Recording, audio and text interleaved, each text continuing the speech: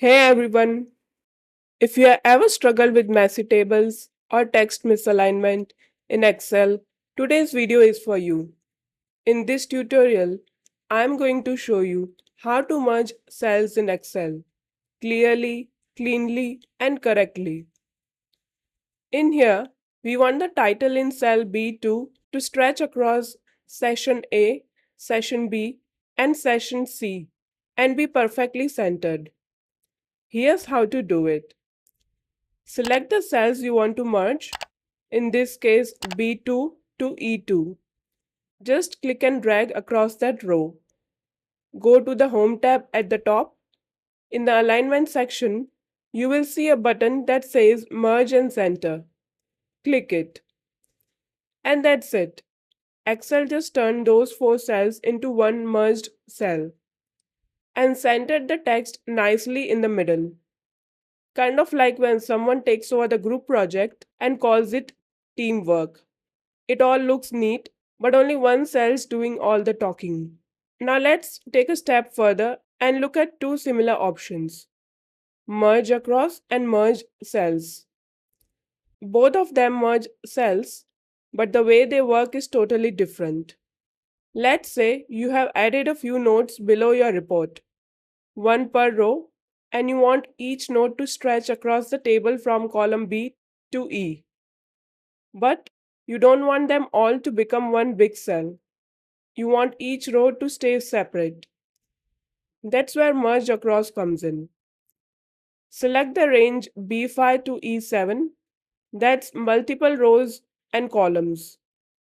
Go to the Home tab, again in the Alignment group. Click the drop down next to the Merge option. Select Merge Across. See that? It merged each row horizontally but kept the rows independent. This is great for layout formatting or spacing out row-wise notes. Now let's quickly see the difference with merged cells. I will select B9 to E10, go back to the same drop down, click Merge Cells. Boom! Now that's one single merged cell. Use this when you want a block of empty space or maybe a footnote area below your table. Alright, so what if you want to go back? Maybe you merged something by mistake or just changed your mind. Unmerging is just as easy. Click the merged cells or select a range that includes merged cells. Go to the Home tab, Alignment group, click the drop down on the Merge button and choose Unmerged cells. And just like that, Excel breaks it apart and brings each cell back to its original format. Now here's something you really need to know, and this trips people up a lot.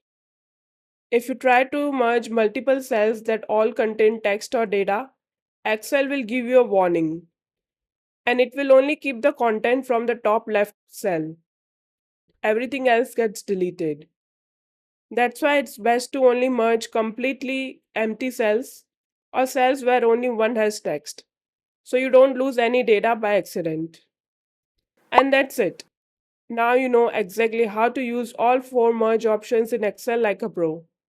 If you found it useful, please hit the like button and subscribe to the channel for more videos like this. If you have any questions or suggestions for topics you want me to cover, please drop a comment below. I'll catch you in the next one. Take care.